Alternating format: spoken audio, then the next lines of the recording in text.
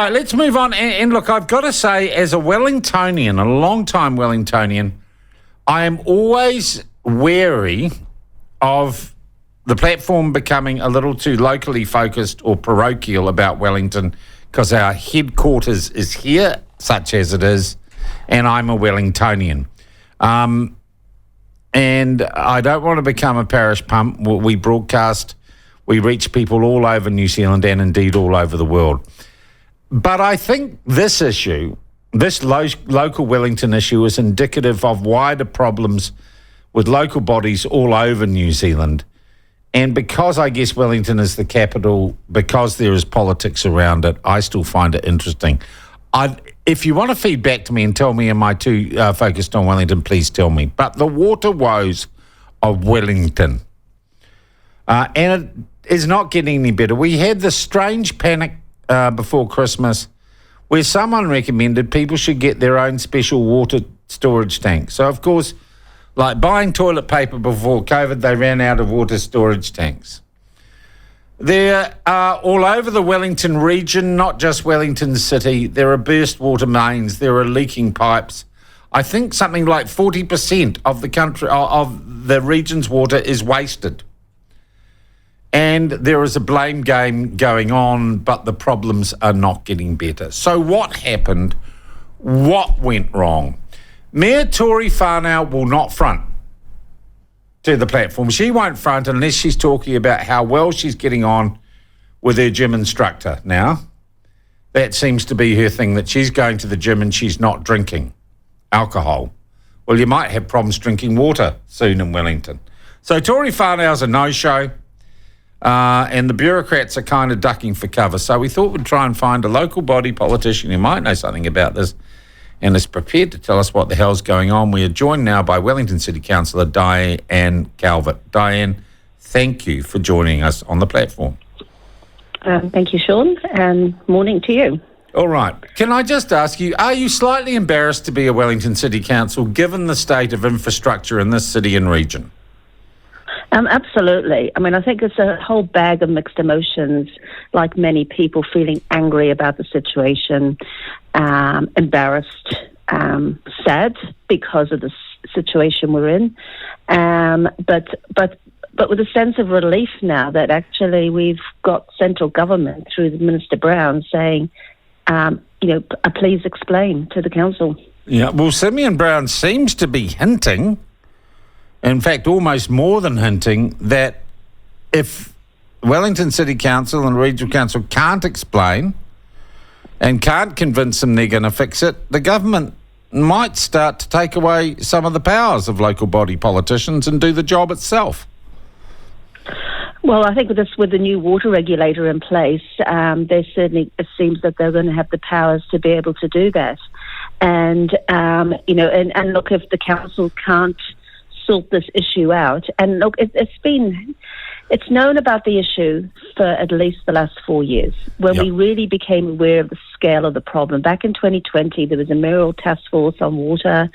The chief executive had an independent assessment report on the relationship between Wellington City and Wellington Water, and nothing effectively has changed. In fact, you and a bunch of other councillors, didn't Wellington Water come to you asking for more money to do more maintenance and fix more leaks? Yeah, well, they've been asking for that for the last 3+ years. And in fact, even just as little as last year with the last year's budget, a group of councillors, myself, Nicola Young, Ray Chung, Tony Randall, Sarah Free and Tim Brown went to our colleagues and said, look, we've got to put, Wellington Water asking for more money, we've got to put more money in. They voted us down. The rest of our colleagues... How much money are we talking here?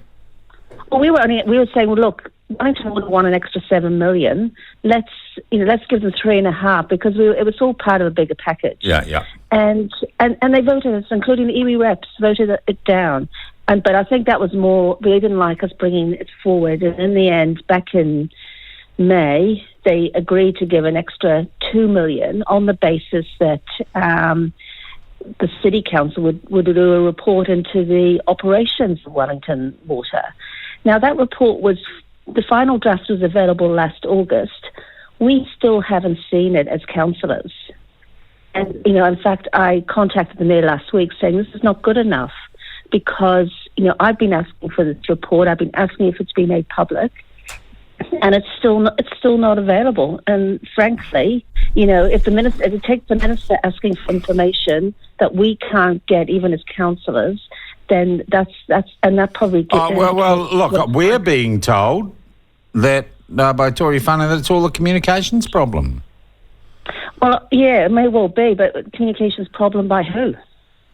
Okay, so you're saying that's BS, Diane? Well, I think that our council is a large organisation. It knows how things work. It knows how the central government works. Campbell Barry is the mayor of Lower Hutt. He's chair of the Wellington Water Committee. He would have made sure all councils were aware of what they needed to provide to the minister. All right, so that's just incompetence. Well, look, can I ask you then, as a resident, as well as as a journalist, how bad is the water crisis? Should I have gone like a lemming and bought a bloody water tank or not? Well, I think, you should, because, at the moment Wellington City's got 41%, is losing 41% of its water. Overall, the whole metro region is losing about 44%. So this problem is not going to be fixed overnight. And I think it's better to be prepared. We just don't know. Fortunately, as you said, we've had some rain this morning, which is great, and maybe a bit more rain this afternoon. So, but it's all about being prepared because we just don't know what's going to happen over the next month or so. Why don't you go and fix the leaks, Diane? Why is there a leaky fire hydrant in the middle of Manor Street that's been there for over a year, and when I ring last week, I'm told it's not a high priority? Because the City Council is not putting enough money in. And that's been the case since it's known the problem. So in 2021, Wellington Water said to us, look, you need to give us an extra $10 million a year to help basically fix the leaks. You need to give us an extra $700 million to replace pipes. We turned them down, but we gave an extra $100 million to put cycleways in. This is just incompetent. And this is, and no one's been, other than us as councillors, no one's been asking the hard questions from a central government perspective. And I'm really pleased. I'm sorry, Diane. In some ways, and I'm not getting down on you individually, you people all deserve to lose your jobs, and we should be run by central government because they couldn't possibly be more incompetent than what we've got now.